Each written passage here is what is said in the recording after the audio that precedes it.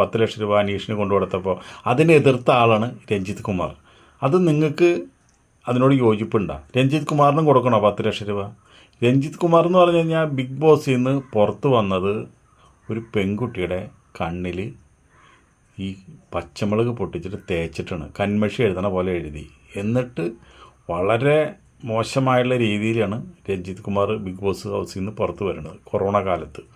പക്ഷേ ഇനിയിപ്പോൾ നമ്മുടെ റോബിന് പോലും, ആരാർക്കും, റോബിനും അനീഷിനും ഒരാൾക്കും കിട്ടാത്ത അത്രയധികം ജനപിന്തുണയാണ് അന്ന് നമ്മുടെ കൊറോണ കാലമായിട്ട് പോലും എയർപോർട്ടിലുണ്ടായിരുന്നു. നെടുമ്പാശ്ശേരി എയർപോർട്ട് ഞെട്ടിവറച്ചു ജനങ്ങളെ കൊണ്ട്.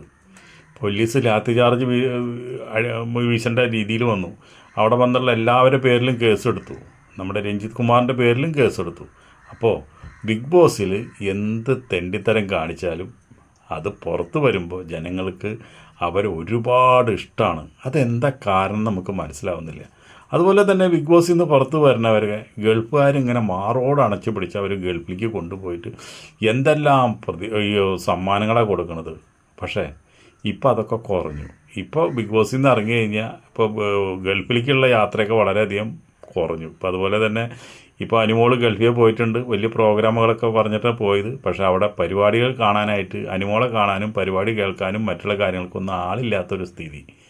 അതുപോലെ തന്നെ നമ്മുടെ പല ആൾക്കാരും ഇപ്പോൾ അനീഷ് പോയിട്ടില്ല. പിന്നെ ഒരാൾ പോയത് നമ്മുടെ സുധീര ഭാര്യ പോയി. പക്ഷേ എന്തുണ്ടായി, അവിടെ ചെന്നപ്പോൾ നല്ലതല്ല അവിടെ നമുക്ക് കിട്ടിയതെന്നും. ഏതോ ബാർ ഉദ്ഘാടനം ചെയ്യാനും അവിടെ എന്തോ ഡാൻസോ കാണിയിട്ടും പോയാലും അത്രയധികം മോശമായിട്ടുള്ള ട്രോളും തേങ്ങയും വാങ്ങിക്കായിട്ടാണ് നമ്മുടെ ആ പുള്ളിക്കാർ തിരിച്ചു വന്നു. പക്ഷേ മൂപ്പർക്ക് അതൊന്നും കുഴപ്പമില്ല, മൂപ്പരതൊക്കെ വളരെ എൻജോയ് ചെയ്യുന്ന ആളാണ്. അപ്പോൾ ബിഗ് ബോസിൽ നിന്ന് ഇറങ്ങുന്ന ആൾക്കാരെ ഗൾഫുകാർ ഇപ്പോൾ തഴഞ്ഞു തുടങ്ങി. ഗൾഫുകാർക്ക് അവരെ ആവശ്യമില്ല, അല്ലെങ്കിൽ എല്ലാവരും പോകാറിലാണ്. ഇപ്രാവശ്യം പോയവർക്കൊക്കെ നല്ല തിരിച്ചടി കിട്ടിക്കൊണ്ടിരിക്കുന്നു.